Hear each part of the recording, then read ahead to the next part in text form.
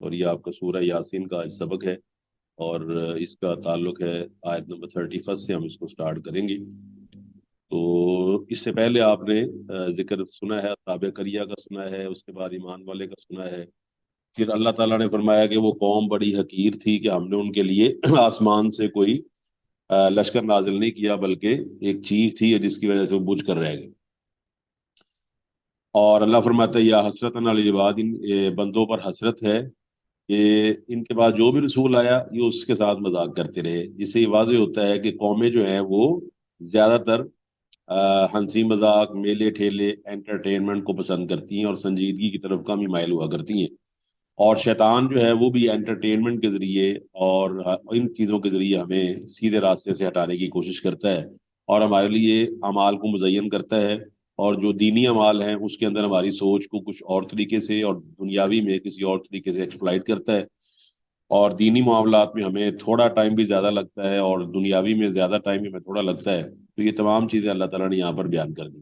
اور آگے اللہ فرماتا ہے عالم یہ رہو، یہ دیکھتے نہیں ہیں کم اہلکنا، کتنی قبلہم من القرون، کتنی قومیں ہم نے ان سے پہلے ہلاک کر دی۔ صاف ظاہر ہے کہ اللہ تعالیٰ نے پہلے کئی بستیاں، قرن کی جمع قرون، کئی بستیاں اللہ تعالیٰ نے ہلاک کر دی۔ سابقہ اقوام کا انجام بھی بتا دیا، اس میں اصحاب سمود بھی موجود ہیں، عاد بھی موجود ہیں۔ اللہ نے جگہ جگہ پر اس کا ذکر کیا ہے اور فرمایا کہ ہم نے یہ ساری بستیاں ہلاک کر دی۔ اس سے یہ واضح ہوتا ہے کہ کوئی قوم وہ جب اللہ تعالیٰ کی نافرمانی کرتی ہے تو بچ نہیں سکتی، بلکہ تباہ و برباد ہو جاتی ہے۔ پہلی بات تو یہ ذہن نشین کر لینی چاہیے۔ واما سمود فاہلکوا بالطاغیہ واما عاد فاہلکوا بريح صرصر عاتیہ سخرها علیہم سبع لیال وثمانیۃ ایام حسوما فترى القوم فیہا صرعى کانہم اعجاز نخل خاویہ فہل تری لہم من باقیہ۔ پھر اللہ نے ذکر کیا ہے لوط علیہ السلام کی قوم کا، وہ بھی تباہ و برباد ہو گئی اور اس کی نشانیاں کوئی موجود نہیں رہی، وہ کائنات کے لیے عبرت بن گئی۔ اسی طرح کئی قوموں کا اصحاب الرس و سمود، کئی قومیں، فرعون کی قوم، اور بڑے بڑے فرعون کے دور کے اور اس کے علاوہ بھی جو بڑے بڑے جابر بادشاہ جو اللہ تعالیٰ کی نافرمانی کرتے رہے، کہاں گئے؟ اور کہا جاتا ہے نا مٹے نامیوں کے نشان کیسے کیسے، زمین کھا گئی آسماں کیسے کیسے، تمام چیزیں تباہ ہو گئی۔ اور اس کے برعکس آپ نے یہ آج ذہن نشین کرنا ہے کہ اس کے برعکس وہ نبی علیہ الصلوۃ والسلام جن کا مذاق اڑایا گیا، آج ان کی پرسنالٹی کے بارے میں دنیا کیا سوچتی ہے؟ جی جی، کلاس آواز آ رہی ہے؟ شیخ محترم کوشچن ریپیٹ کیجئے گا۔ میں کہہ رہا ہوں کہ نبیوں کا آپ نے مذاق، کہا ہاں نبیوں کا مذاق اڑایا گیا، بالکل درست ہے، لیکن آپ کو پتا ہے نبیوں کی اللہ تعالیٰ نے کتنی عزت بڑھائی ہے؟ میں یہ آپ سے سوال کیا۔ جی شیخ محترم، اس لیے تو نبی رحمت صلی اللہ علیہ وسلم کے لیے قرآن میں آیا ورفعنا لک ذکرک۔ اور جی جی آج اگر ہم دیکھیں تو نبی رحمت صلی اللہ علیہ وسلم کا نام جہاں پر ہر وقت اذان دی جاتی ہے وہاں پر بھی نبی رحمت صلی اللہ علیہ وسلم کا نام آتا ہے، اشہد ان لا الہ الا اللہ کے ساتھ اشہد ان محمد رسول اللہ۔ اس کے علاوہ نماز میں بھی جب تک ہم درود شریف نہ پڑھ لیں نبی رحمت ہماری نماز ہی نہیں پوری ہوتی۔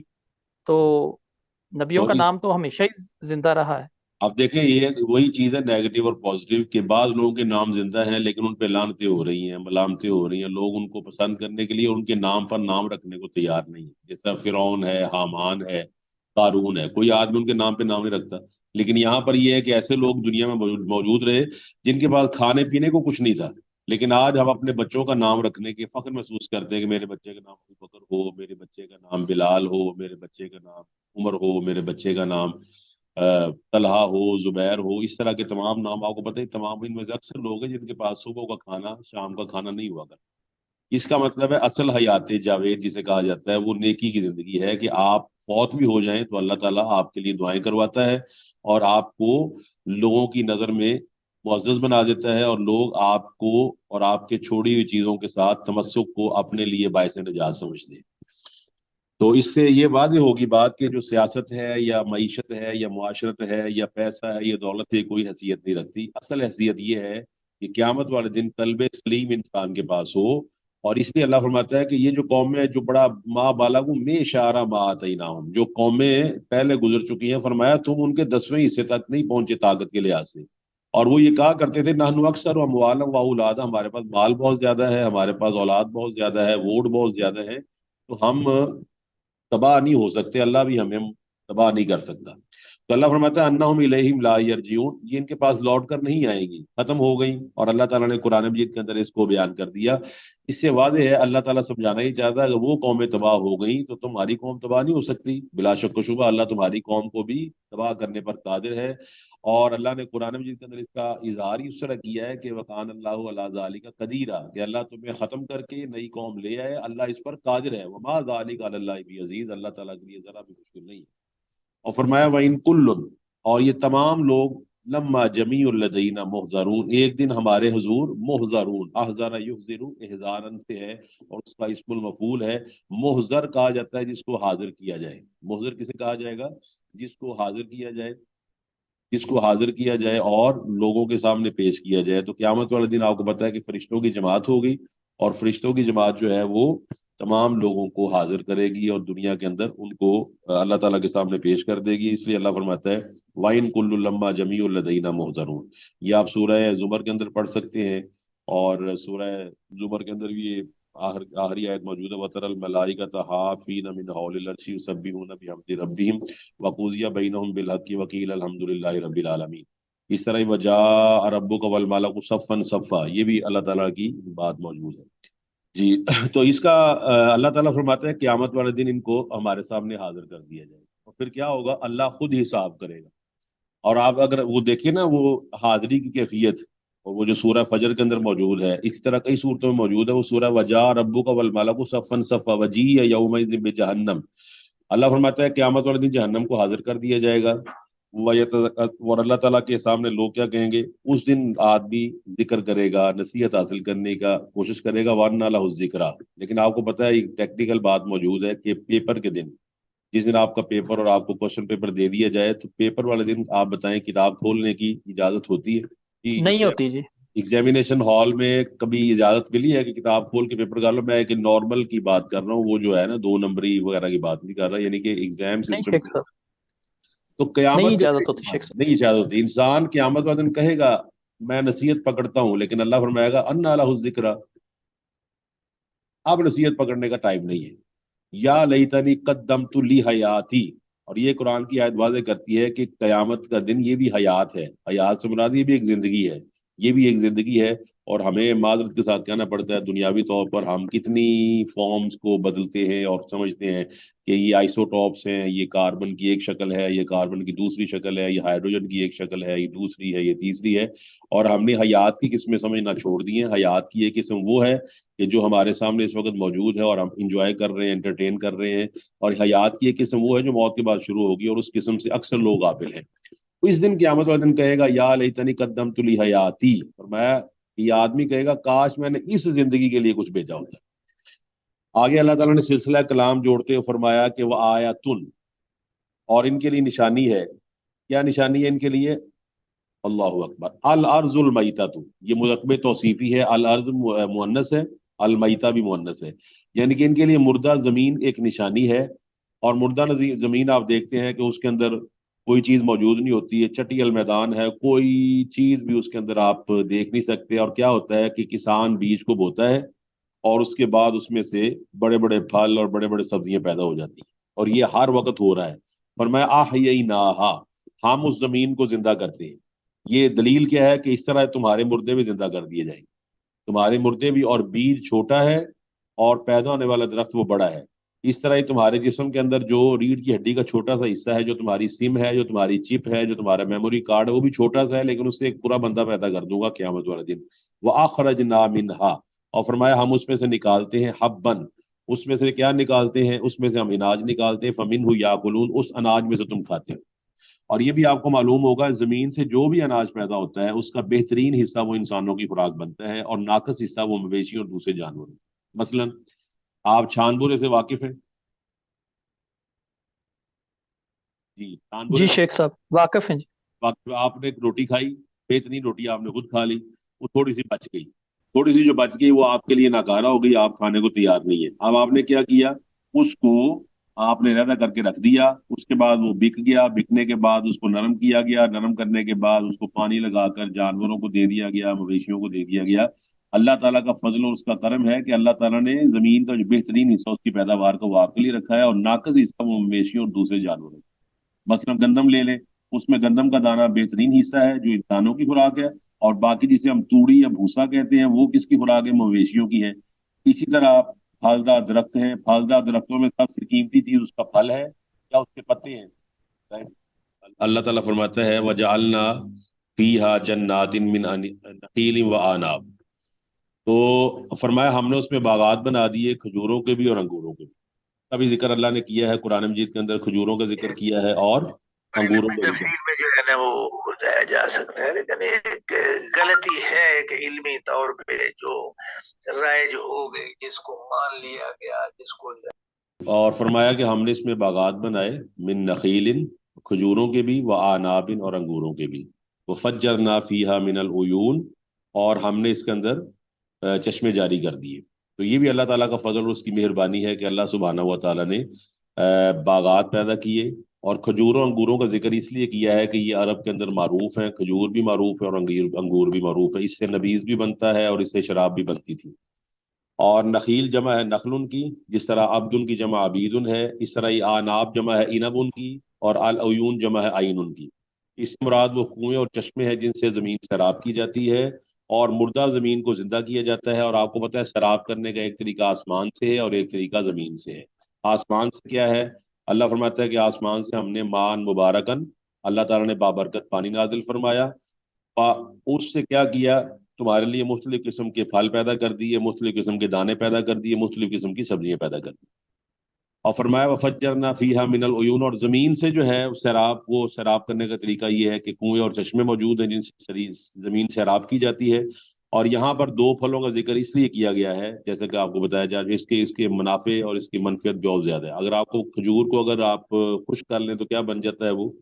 کھجور کو خشک کر لیں شیخ صاحب؟ کشمش، ہاں جی، کھجور کو، چھہارا، ہاں کھجور کو آپ سوری خشک کیا کرتے وہ انگور چھہارا کا بن چیری؟ جاتا ہے، وہ انگور کو خشک کیا جائے تو کشمش بن جاتی ہے، منقع بن جاتا ہے، ٹھیک ہے جی، جس کے اندر دانہ موجود ہے، بغیر دانے والے موجود ہے۔ تو یہ تمام چیزیں اللہ وحدہ لا شریک نے مختلف قسم کی پیدا کی ہیں، اور پھر یہ ہے کہ ان کی پیداوار عرب میں بہت زیادہ تھی۔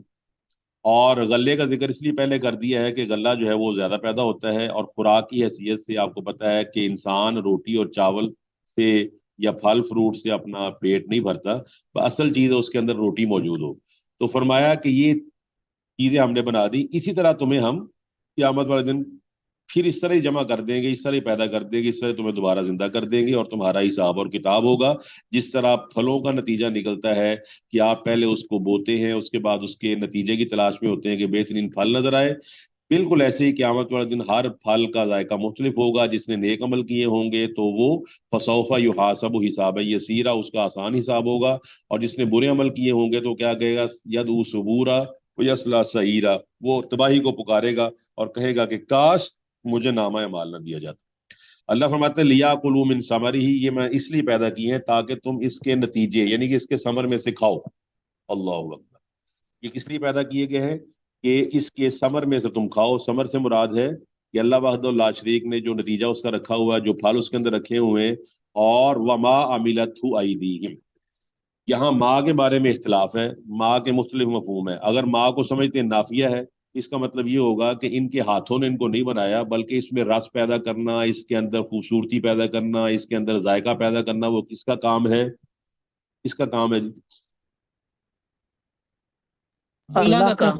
وہ اللہ سبحانہ و تعالیٰ کا کام ہے۔ اگر اس کو ماں کو نافیہ سمجھا جائے، اس کا مطلب یہ ہوگا کہ نباتات پیدا کرنا، پھل پیدا کرنا، سبزیاں پیدا کرنا یہ انسان کا کام نہیں ہے، یہ سب کے سب اللہ کے حکم کے تحت اپنے اپنے کام میں لگے رہتے ہیں۔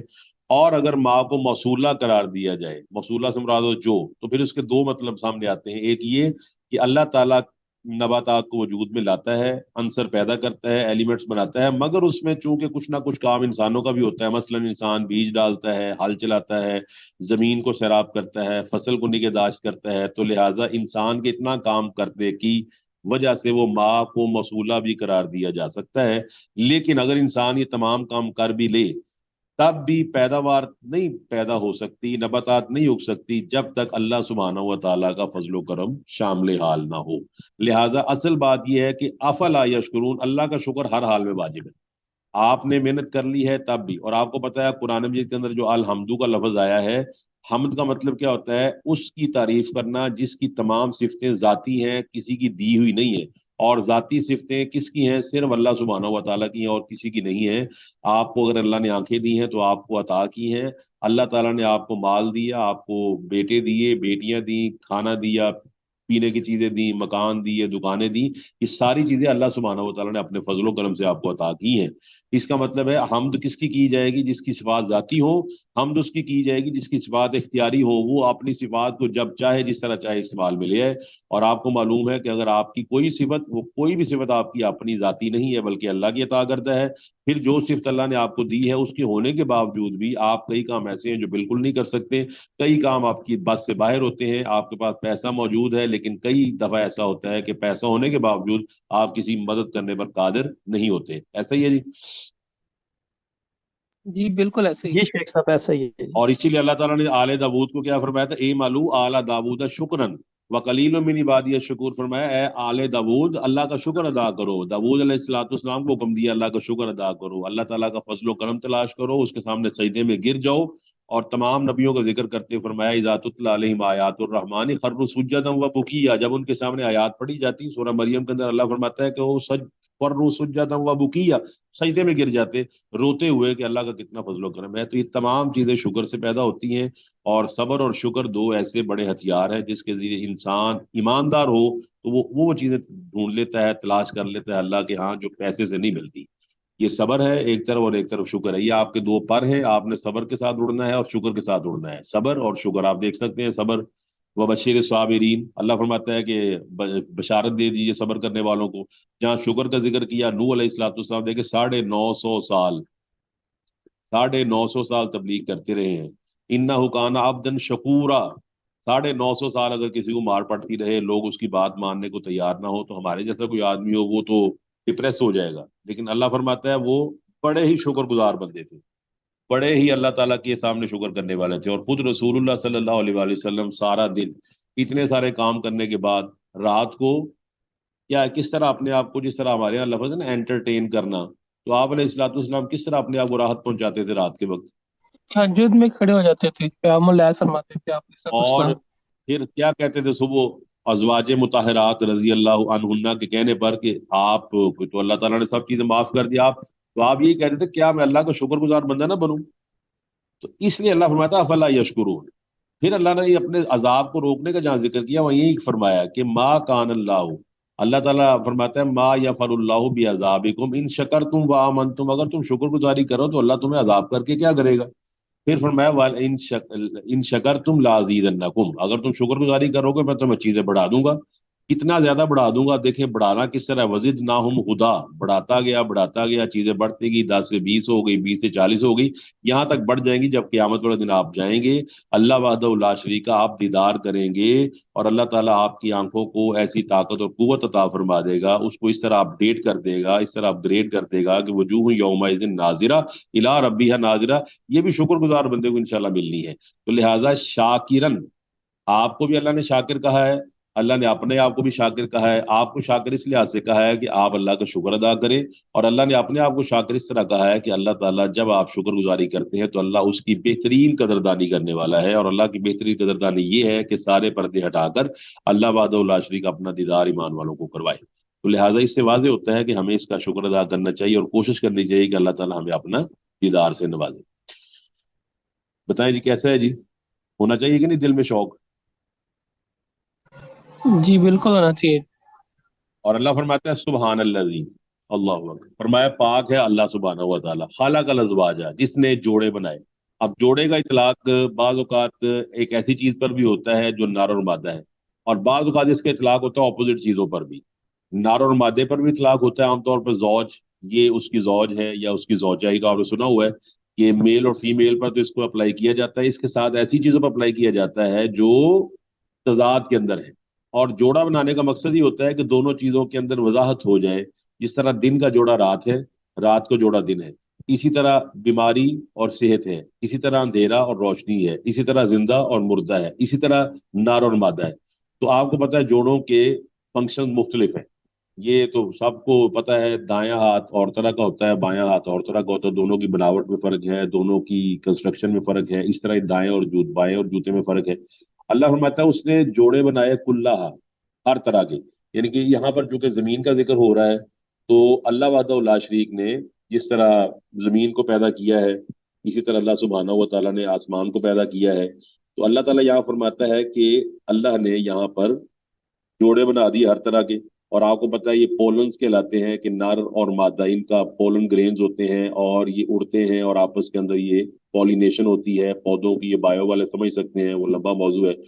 تو جب یہ پازیٹیو اور نیگیٹو میل اور فیمیل کے آپس میں اشتراک سے کیا ہوتا ہے، چیزیں پیدا ہوتی ہیں، مثبت اور منفی چیزیں آتی ہیں، اس کے بعد یہ چیزیں ایک دوسرے کے لیے کشش رکھتی ہیں، اور جب کشش رکھتی ہیں تو پیدائش کا تخلیق کا سلسلہ چلنا شروع ہو جاتا ہے۔ یہ سلسلہ حیوانات میں ہی نہیں، نباتات میں بھی پایا جاتا ہے، مثلا کھجور اور انار کے درخت نر بھی ہوتے ہیں اور مادہ بھی ہوتے ہیں، اور جب وارسل ریاح لواقیہ، جب پھل لگنے کا موسم ہوتا ہے تو ہوائیں جو ہے نر درختوں کا بیج اٹھا کر مادہ درختوں پر پھینک دیتی ہیں، تو مزید پیدائش عمل میں آتی ہے، اور نباتات کی ہر قسم میں یہ سلسلہ موجود ہے، بندے کو پتا ہو یا نہ پتا ہو۔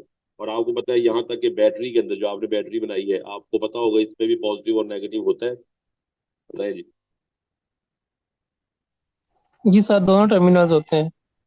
تو اللہ فرماتا ہے کہ ان کے لیے جوڑے، آپ دیکھ سکتے ہیں، آپ جوڑے میں تین چیزیں بیان کی گئی تھی کہ آپ دیکھ سکتے ہیں، ایک زوج آپس میں سملر چیزیں ہیں، ایک زوج مخالف چیزیں ہیں، اس طرح وما یستوی الاعمی والبصیر ولا الظلمات ولا النور ولا الظل ولا الحرور۔ اچھا آپ کو معلوم ہے اگر آدمی بیمار نہ ہوتا تو صحت کی قدر ہونی تھی اس کو؟ نہیں ہونی تھی شیخ صاحب۔ آدمی مفلس نہ ہوتا تو دولت کی قدر کرنی تھی اس نے؟ نہیں جی۔ اور اندھیرا نہ ہوتا تو روشنی کی قدر نہ ہوتی۔ آپ کو پتہ ہے ہم قدر تبھی کرتے ہیں جب ہم اس کے اپوزٹ آتے ہیں، اور ہم پتہ چلتا ہے ہمیں کہ اللہ کا شکر ہے کہ اللہ نے ہمیں اس طرح کا نہیں بنایا۔ اللہ نے معذور بندے پیدا کیے، معذوروں کو دیکھ کر ہمیں اپنے اوپر اللہ تعالیٰ کا فضل و کرم محسوس ہوتا ہے کہ شکر ہے اللہ کا، ہمیں اللہ تعالیٰ نے اس طرح نہیں بنایا۔ اور اس لیے اللہ نے ہمیں دعا سکھائی ہے، اللہ کے نبی علیہ الصلوۃ والسلام نے کہ اس وقت بھی تم نے اللہ کی تعریف بیان کرنی ہے، الحمدللہ الذی عافانی مما ابتلاک بی وفضلنی علی کثیر ممن خلق تفضیلا، کہ اللہ کا شکر ہے، اللہ کی مہربانی ہے کہ اللہ تعالیٰ نے مجھے اس سے نجات دے دی ہے جس کے اندر یہ آدمی بیچارہ بن گیا۔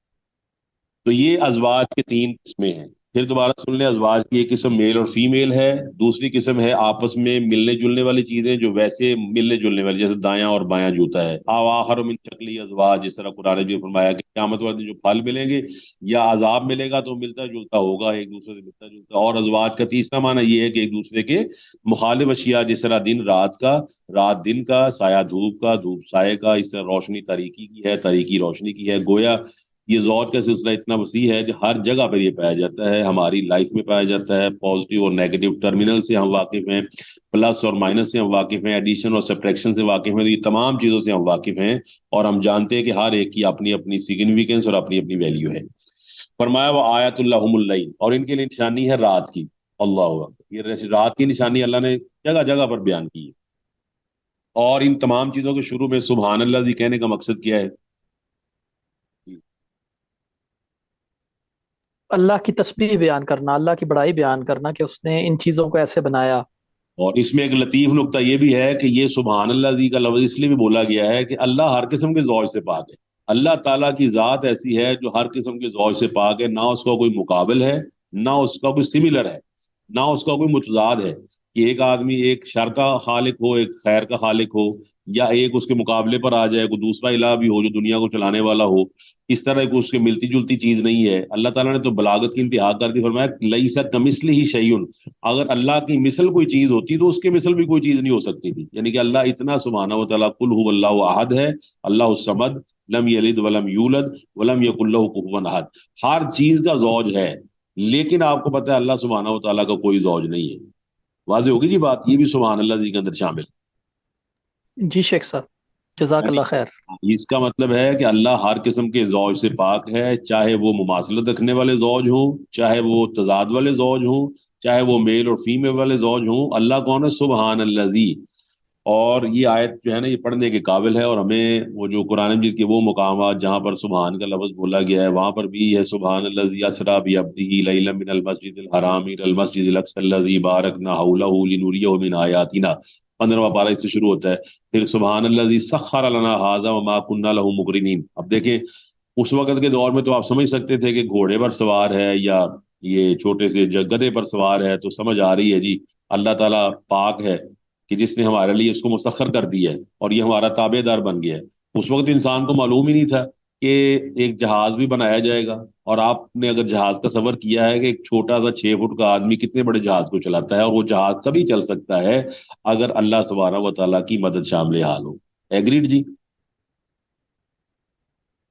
जी शेख साहब। अल्लाह अकबर। वो देखिए कुरान मजीद की आयत जब मिलती हैं, वह आयतुल्लाहुमुल अलम यरौ इला तैरी फौकहुम साफाती व यकबिज़न। फरमाया बाज परिंदों ने अपने पर खोले हुए हैं, बाज परिंदों ने अपने पर समेटे हुए हैं। फरमाया मा युमसिकूना, उनको कौन रोक के रखता है, इल्लल्लाह, अल्लाह के अलावा उनको कोई रोकने वाला नहीं है। जमीन के साथ उनकी अटैचमेंट नहीं है, पैर जमीन पर नहीं है, उनको हवा में किसने मुअल्लक किया हुआ है? सिर्फ अल्लाह सुब्हानहू व तआला ने। तो अल्लाह फरमाते हैं वो आयतुल्लाहुमुल लैल, इनके लिए निशानी है रात के अंदर भी। क्या निशानी है तो रात। तो इसमें भी आपको पता है कुरान मजीद के अंदर पहले रात का जिक्र आया है, फिर दिन का जिक्र आया है। ये कभी नुक्ता देखा है आपने? जी शेख साहब, पहले रात का जिक्र आया फिर दिन का। इन्ना फी खल्क़ि समावाति वल अर्ज़ि वख्तिलाफ़िल लैली वन नहारी। फिर फरमाया सखर लकुमुल लैला वन नहारा वश्शम्सा वल कमरा। तो रात और दिन का जिक्र जब आया तो पहले रात का जिक्र फरमाया। इससे मुफस्सिर के मुताबिक एक बात तो ये पता चलती है कि जो अल्लाह ताला की तरफ से तकवीम है दिन और रात की, उसमें जो मुद्दत का शुमार है वो सूरज गुरूब होने से लेकर दूसरे दिन सूरज गुरूब होने तक है। यानी कि हमारा जो पूरा दिन बनता है, जिसे हम पूरा डे 24 घंटे कहते हैं, इसमें पहले रात आएगी और उसके बाद दिन आएगा। यानी कि तारीकी पहले आएगी, रोशनी बाद में आएगी, वो समझ लीजिए। और ये मुद्दत 24 घंटे रहती है, चाहे गर्मियों का हो चाहे सर्दियों का हो। और दूसरे ये कि असल चीज रात और तारीकी ही थी, यानी कि असल चीज रात ही है, असल चीज तारीकी ही है। ये अल्लाह की रहमत है कि उसने सूरज को पैदा किया। अल्लाह अकबर। उसने कुरान मजीद में फरमाया ना, तबारकल्लज़ी जाअल फिस समाए बुरूजन व जाअल फीहा सिराजन व कमरन मुनीरा। सूरज भी उसने पैदा फरमा दिया, रोशनी का इंतजाम कर दिया। और अगर रात और दिन का इंतजाम ना होता, आपको रोटेशन का पता होगा, आपको रेवोल्यूशन का पता होगा, आपको रात और दिन के निज़ाम का पता होगा, तो जमीन पर ना कोई वेजिटेबल उगती और ना ही कोई जानवर जिंदा रह सकता। अल्लाह ताला ने इसके अंदर भी ये जो जौज बना दिया है, पॉजिटिव नेगेटिव बना दिया है। और इसके साथ अल्लाह ने सूरज को पैदा कर दिया है। और आपको पता है सूरज वो खुद अच्छे इलाही के नीचे सजदा रेज होता है। जिस तरह नीचे हदीस आप पढ़ सकते हैं अबू ज़र रजी अल्लाह तआला अन्हु की, कि उन्होंने अल्लाह के नबी अलैहिस्सलाम ने उनसे पूछा कि सूरज गरूब होने के बाद कहाँ जाता है। तो अबू ज़र कहने लगे कि सूरज आप ही बता सकते हैं। तो आपने फरमाया सूरज गरूब होने के बाद अल्लाह ताला के अर्श के नीचे सजदा रेज होता है, और दूसरे दिन तुलू होने का इज़न यानी इजाजत मांगता है, तो उसे इजाजत दे दी जाती है। मगर एक दिन ऐसा आएगा, उससे कहा जाएगा जिधर से आया है उधर ही लौट जा। फिर वो उस दिन मगरिब से तुलू होगा। फिर आपने ये आयत पढ़ी। असल है रात। और आपको पता है रात को फजीलत हासिल है दिन के ऊपर कई लिहाज से। कोई एक दो किसी के ज़हन में हो तो बताएंगे? शेख साहब, रात की फजीलत से मुतल्लक आपने पूछा है? कि रात को ना एक खास फजीलतें हासिल है दिन के ऊपर। शेख साहब, एक तो रात को हम अल्लाह का जिक्र कर सकते हैं, तहज्जुद का जो है जी जी। उसका बड़ा और इसके अलावा रात के आखिरी पहर में अल्लाह सुब्हानहू व तआला जो है वो सबसे निचले आसमान पे आते हैं और कहते हैं कि जिसने मुझसे मांगना है वो मांगे। इसके माशाल्लाह। अलावा शेख साहब, रात इंसान के आराम के लिए भी बनाई गई है। बिल्कुल। जी, और स्टूडेंट्स पे ऐड करें जिसमें। जी, कोई और स्टूडेंट के ज़हन में है? इसके अलावा शेख साहब एक लैलतुल कद्र भी है, जो रात ही है, जो 1000 महीने से बेहतर है उसके अंदर इबादत। मैं तो क्या माशाल्लाह, अल्लाह आपको जज़ाय खैर दे। दूसरे स्टूडेंट तो सोए तो नहीं हुए कहीं? वो भी बताएं, कोई अपनी इल्म से हमें नवाजे। सर मेराज का वाकया भी रात के टाइम पर हुआ था। आपको पता है कि कुरान मजीद ने रात के साथ निस्बत की है नफ्स को मारना। इन्ना नाशियत लैली हिया शद्दु वतन वाक़वा मुकीला। और आपको पता है कि मूसा अलैहिस्सलाम को भी अल्लाह ने हुक्म दिया कि अपने अन असरे भी इबादी लैलन इन्नकुम मुत्तबऊन, कि रात को मेरे बंदों को लेकर निकल क्योंकि तुम्हारा पीछा किया जाएगा। इस तरह नबी अलैहिस्सलाम ने रात के वक्त सफर करने को पसंद किया और फरमाया कि इस वक्त जमीन को समेट दिया जाता है। तो रात के अंदर कई चीजें, कई फजाइल मौजूद हैं, और जो स्टूडेंट रिसर्च ओरिएंटेड हैं वो इसमें जरूर रिसर्च कर सकते हैं। फिर अल्लाह ताला ने और इस पे बहुत बड़ा काम किया गया है कि रात को हमने ना अपनी हरकतों से दिन बना दिया है। یہ لائٹیں لگا کر اور بازار کھول کر اور جناب مارکیٹیں کھول کر اور بڑے بڑے کمکمے لگا کر ہم بڑا خوش ہو رہے ہوتے ہیں، حالانکہ یہ اللہ تعالیٰ کی سری بغاوت ہے. کہ اللہ تعالیٰ نے تو قرآن مجید کے اندر فرمایا ہے ان جعل اللہ علیکم اللیل سرمدا الی یوم القیامت من الہ غیر اللہ یاتیکم بضیاء. اللہ فرماتا ہے کہ اگر میں رات کو لمبا کر دوں تو ہے کوئی دن بنانے والا، اور اگر دن کو لمبا کر دوں ہے کوئی رات لانے والا جس کے اندر تسکنون فی تم سکون کر سکو. تو آج کل انسان کی بغاوت کی ایک شکل یہ بھی ہے کہ ہم نے رات کے وقت کو مارکیٹنگ کے لیے شروع کر دیا ہے، رات کے وقت کو ہم نے کاروبار کے لیے شروع کیا ہوا ہے، اور ہمارے زیادہ تر کام میچز ہو جائیں کوئی اور چیز ساری کس وقت ہو رہی ہیں؟ زیادہ تر رات کو ہو رہی ہے. بتائیے ہے یہ ایسا کہ نہیں؟ جی شیخ صاحب صحیح ہے، اور یہ ایسا ہی ہے. میتھمیٹکس میں آپ کو پتہ ہے ریسیپروکلز جو ہوتے ہیں نا وہ بعض اوقات بڑے نقصان دہ ہو جاتے ہیں. 1/0 اور 0/1 میں بڑا فرق ہے. ریسیپروکلز کا رزلٹ مختلف ہوتا ہے، اور ریسیپروکل کی بہت بڑی اگزامپل تو قرآن مجید کے اندر موجود ہے. فرمایا دنیا کے اندر تمہیں ہم چلاتے ہیں، پیر تمہارے نیچے ہیں اور سر تمہارا اوپر ہے، یہ ہے تمہاری کیفیت اپ رائٹ. لیکن قیامت والے دن یحشرون علی وجوہہم، تمہیں ریسیپروکل کر دیا جائے گا اگر تم نے میری بات نہ مانی. ریسیپروکل کیا ہوگا کہ تمہارا سر نیچے ہو جائے گا اور ٹانگیں تمہارے اوپر کر دی جائیں گے، اور اس حالت میں تمہیں جہنم میں یحشرون الی جہنم، یحشرون الی وجوہہم، اپنے چہروں کے بال انہیں جہنم میں پھینکا جائے گا. تو اللہ تعالیٰ دیکھ سکتے ہیں ہمیں یہاں دیکھنا ہے کہ ریسیپروکل جہاں پر ہم ہیں نا، ریسیپروکل الٹ ہوئے ہیں، وہاں پہ ہمیں اپنا کو سیدھا بھی کرنا ہے. تو یہ رات کی یہاں پر اللہ تعالیٰ نے خاص طور پر بیان کیا وآیۃ لہم اللیل نسلخ منہ النار. فرمایا ان کے لیے رات کی نشانی موجود ہے جس کے اندر سے ہم دن کو نکالتے ہیں. اللہ اکبر. ان صالح صالح صالح یسلح کا مطلب ہوتا ہے نکالنا، اس میں سے کیا نکلتا ہے؟ دن کو اللہ تعالیٰ کھینچتا ہے. فَإِذَا هُمْ مُظْلِمُونَ، اور پھر اندھیرا چھا جاتا ہے. یعنی کہ دن کو جو ہے اللہ کھینچ لیتا ہے اور سارے کے سارے اظلم یظلم اندھیرے کے اندر آ جاتے ہیں. یہ جی آج آپ کا سبق.